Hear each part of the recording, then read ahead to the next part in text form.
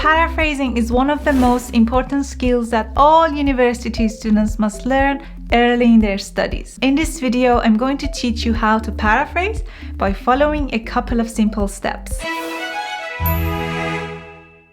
Hey guys, this is Shiva from ResearchVid. In this channel, we create lots of videos about research skills and academic writing to help you successfully do your assignments, dissertations, and research papers. So please consider subscribing to our channel and hit that like button if you find this video useful.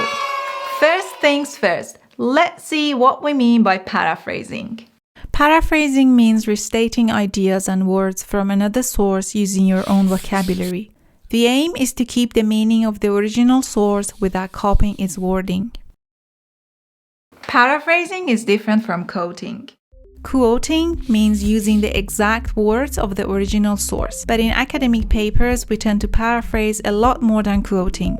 We use quoting only when the original wording or language is particularly expressive and is important to be maintained. Now, let's see how paraphrasing should be done. Number 1. Read the paragraph that you want to paraphrase several times. Try to make sure that you have fully understood it. Number 2.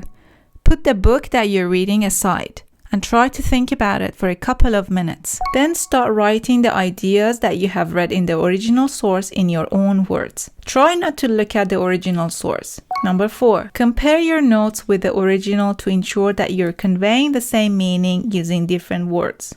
Cite the source or record the source details so you can cite it in your final draft. There are certain strategies that you can use to facilitate paraphrasing. Try to use synonyms for all verbs, nouns, adjectives, and adverbs that are not generic.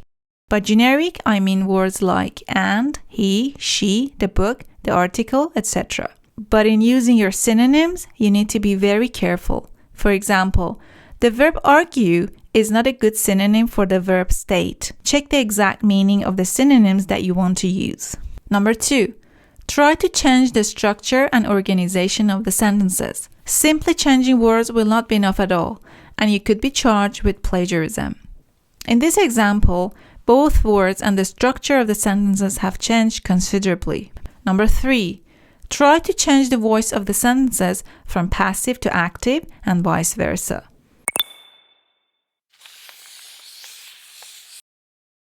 One terrible thing that you can do when it comes to paraphrasing is to read the original source, then copy everything from the original source and then start changing words or sentence structures. Please do not do this. This could lead to plagiarism. But even if you're not caught with plagiarism, this is still poor academic practice because it doesn't show that you understood those ideas or concepts. The aim of essays, papers, research reports is to see if you have understood key concepts and ideas. But you cannot show this by simply copying and changing words. Okay guys, that's it for today's video and I hope you enjoyed watching this video. Thanks for watching and see you next time.